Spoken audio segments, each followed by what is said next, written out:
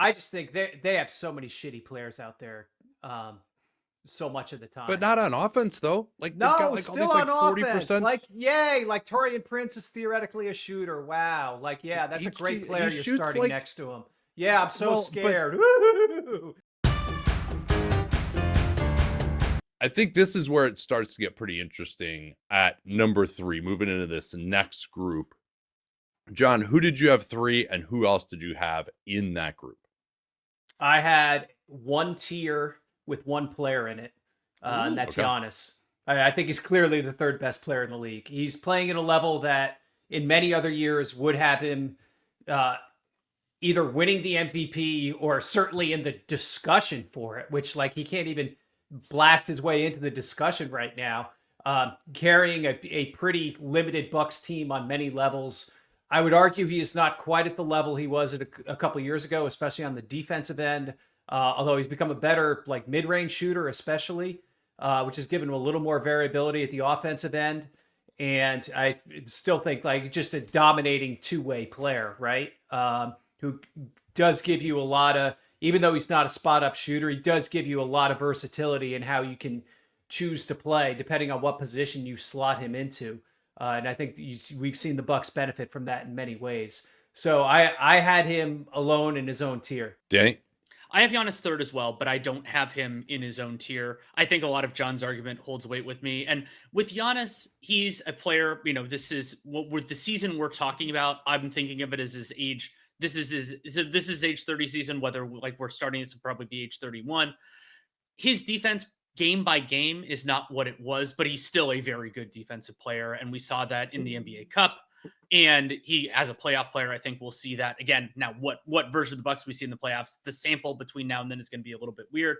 But Giannis is great, is talented enough in that end, even if he's not doing it possession by possession. But he has elevated this Bucks team. I don't know that like he has been as dominant as like I don't think he's separated himself totally far. I had him, to me, he would be third in my per minute MVP, but also there are some durability concerns. The idea that how many games is he going to play? Not that he's going to have these extended injuries, like some of the guys we'll talk about, presumably at some point, but I also, because Giannis is a very good version of what he does, but he can't fit with everybody. He's gotten the mid-range shot, but he doesn't have a great three-point shot. So what do you want to play at the 5 next to him? Do you want to play him at the 5 purely? It's a little bit tricky. So I have Giannis third, and I did feel confident in Giannis at third. The other two guys I have in this tier, I'm a little shakier on, but I do have 2 other players. Are you guys concerned that the Milwaukee Bucks offense hasn't been that great this year? Now, part of that has been when Giannis has been off the floor, but it's him, a all-time great point guard who's maybe fallen down a little bit, but still demands like a double team on any pick and roll, essentially. And Giannis never plays, basically, unless Andre Jackson Jr. is out there, which he rarely is, never plays with any other non-shooter. And yet their offense is just kind of like, solid. Like I thought that when you put Dame and Giannis together, that was going to be like one of the best offenses that we've seen. And that just hasn't been the case. And we haven't seen Giannis in the playoffs for a couple years. He hasn't, I guess he finished the 23 playoffs, but Jimmy Butler also finished those playoffs for him. Sure. And then obviously he didn't play at all last year. He is 30 at this point. We haven't seen him dominate in the playoffs since 2022. I just have a few too many concerns about Giannis at this point. The defense too, especially the ability to bring it every night. Now he could certainly dispel those in the playoffs and get up to the top of this next tier for me. But I don't think that he's just so clearly better than Luka Doncic or Jayson Tatum right now. I think there are very good arguments to have either of those guys above him. And in fact, I have Giannis 5th. Oh, wow. Okay. Wow. I have the same 3 players in the tier, by the way. I'm sure.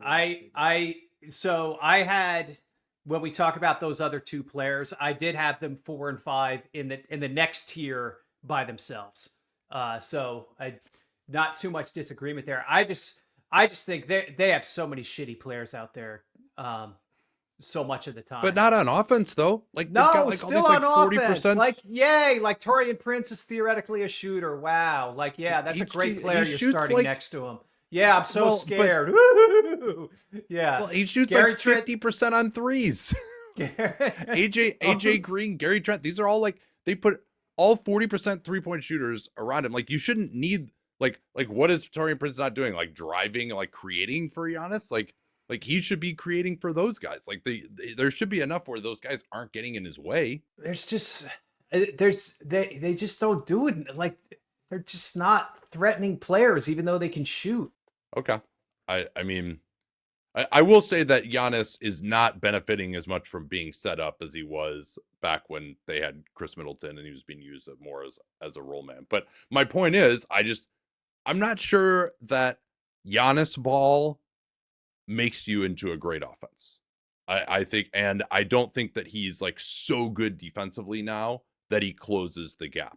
So I mean, I would say, yeah. So like Tatum, is going to play more than Giannis. Yes. I mean, here's the other thing about Giannis too, is like he does, if he's off the ball, he's still is going to like not get guarded that well if he's spacing the floor. Like, so like, we got to keep in mind that everything offensively in Milwaukee has been built around Giannis since 2018. And Tatum could play on any team. Whereas Giannis, if Giannis doesn't have Brook Lopez next to him, he's not really good enough rim protector to play center. You'd have to then find another center who couldn't shoot, and now Giannis's impact is really muted. So that's the other thing and I'm just like, he's not quite the same all-encompassing force in transition anymore. Still shoots 61% from the foul line, which is not great either. You can kind of slow him down that way a little bit. So I think that he hasn't quite shown me enough to be like, okay, let me ask you this, John. In last year's NBA Finals, if we did this exercise, you would have no problem with Luka being above Giannis, right? During last year's NBA Finals, yeah, I probably would have had that. I would have had more durability concerns about Giannis at that point. I mean, he has played most of this season, and Luka has kind of gone the other way. And then I didn't expect Giannis to play this well in his age 30 season, honestly. Danny, make the case for why Doncic and Tatum should at least be in this group. I think it's interesting because I think the cases are different for both of them, even though they're similar levels of players. So for Luka, it is the idea that he can run a very high level offense, but basically being there himself, he's been a part of two talented groups with the Mavericks and the Lakers this year due to an unforeseeable circumstance with the trade. And he is extremely limited defensively. He is the worst defender by far of these three individuals. But the other thing that Luka has is that he has been the best player offensively on an NBA Finals team recently, and in a different way than Jayson Tatum was. Tatum was the best player on the Celtics last year, but he didn't win Conference Finals MVP or Finals MVP. I agreed with both of those decisions. That isn't to say that he's worse than Jaylen Brown in any way, shape, or form. So Tatum's plug and play ability to me has him in this conversation, not only on offense, but on defense, that he can fill in multiple roles. As Nate has brought up before, there are times that he makes the Celtic system work by defending the other team's center, which is an even bigger luxury than some of these other guys. He can do that at times.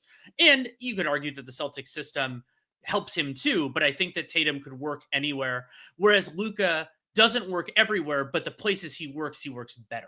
And so to me, I thought it was appropriate to have these three guys in one tier. I think all of them could be the best player in the championship team, but you need to do a little bit of work to make it happen. A couple things to react to there. One, with Luka, I'm kind of taking out the whole injury thing that happened from earlier this year. He's 26.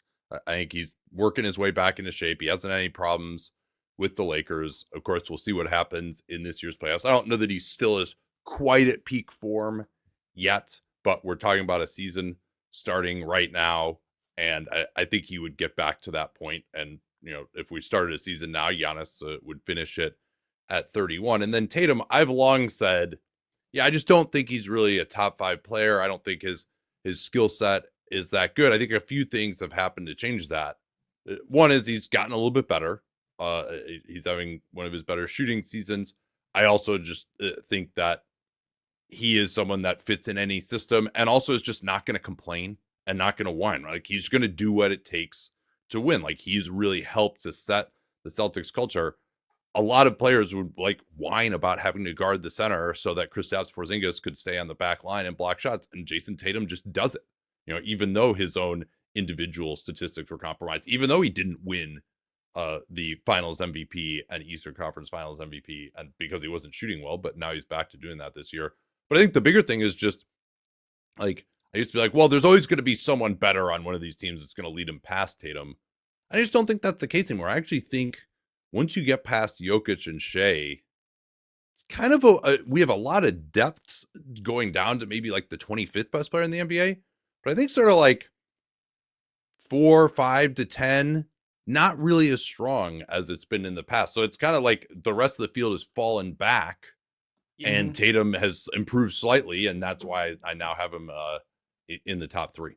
I want to give some credit to Tatum's growth as a playmaker too. I think that's something that we've talked about at times over the year, but that's another thing that has strengthened his case. But Nate, I think that we are and I don't want to spend a ton of time on this. We're in a really interesting point in terms of top 10 players, because there has been some dissent from some of the older guys. We haven't talked yet about anybody who's further along than age 31, but there are some lions that are going to come up, at least in my ordering.